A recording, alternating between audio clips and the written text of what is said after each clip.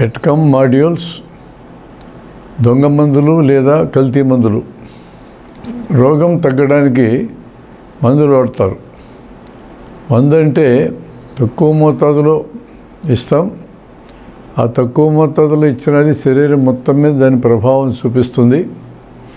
బయట నుంచి ఇస్తాం. శరీరంలోనే తయారయ్యే వాటిని మందులని పిలవం. బయట నుంచి ఇస్తే దాని మందు అంటాం. ఉదాహరణకు థైరాక్సిన్ అనే పదార్థం శరీరంలోనే తయారవుతుంది, దాని మందనం. శరీరంలో తయారయ్యేదాన్ని మందనం. కానీ అదే థైరాక్సిన్ బయట నుంచి ఇస్తే మందు అంటాం. ఆ మందే కల్తీదైతే రోగం తగ్గదు, ఒక్కోసారి పెరుగుతుంది, ఒక్కోసారి రోగి చనిపోవచ్చు కూడా. Drug controller general of India DCGI వారి ప్రకారం మన దేశ మార్కెట్లో ఉన్న మందుల్లో 100లో 23 వంతులు ఇలాంటివే. కల్తీ జరగకుండా కంపెనీలు ఏం చేయొచ్చు అనే దాని మీద వారి సూచనలు కొన్ని ఉన్నాయి. మందుకు బార్ కోడింగ్ ఇవ్వడం, బ్లిస్టర్ ప్యాకింగ్, హోలోగ్రామ్స్ అంటే మెరుస్తున్న గుర్తులు ఉంటాయి, ప్రత్యేకమైన లోగోలు, కెమికల్ మార్కర్లు, రంగుమారి ఇంకులు, ఇలాంటి వాటిని వాడమని చెప్తున్నారు. వీటన్నిటిని ఉపయోగించడానికి మందుల కంపెనీలు సిద్ధంగా ఉన్నాయా? వీటి కొంత ఖర్చు అవుతుంది, కానీ మందుల కల్తీలు నిరోధించడం సాధ్యమవుతుంది. అలాంటప్పుడు మందుల కంపెనీలు ఆ ఖర్చు పెట్టుకొని ఈ పద్ధతులన్నీ ప్రయోగించి సరైన మందులు ఇవ్వడానికి సిద్ధమవుతాయా లేదనేది చూడాలి. పరీక్షించడానికి తమ దగ్గర ఉన్న మందులని సరైన మందో కాదు పరీక్షించడానికైనా షాపులు సిద్ధంగా ఉన్నాయా? అసలు ఈ విషయాల మీద రోగులకి తగిన అవగాహన అనేది ఉందా? రోగులకి తగిన అవగాహన లేదు. మందుల షాపులు ఏ మందు ఇస్తే తెచ్చుకుంటారు, డాక్టర్ గారు ఏది రాస్తే తెచ్చుకుంటారు.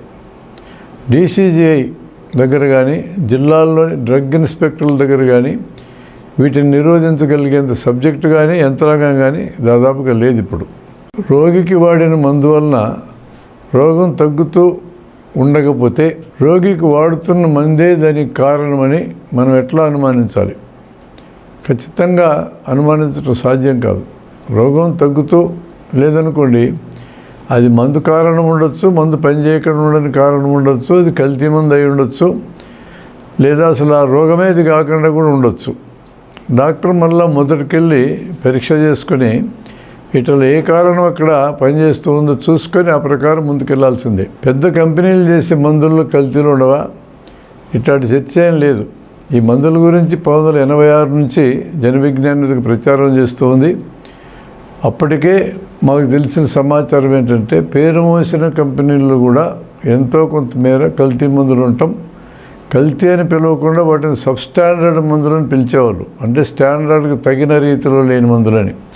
అంటే కల్తీనే, మరి పూర్తిగా కల్తీ ఉండే బాబత్తు కూడా ఉన్నాయి.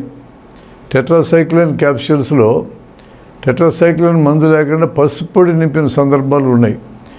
ఇవి పూర్తి స్థాయి కల్తీలు అన్నమాట. బ్రాండ్ మందులన్నీ మంచి మందులను నమ్మొచ్చా? చెప్పలేం.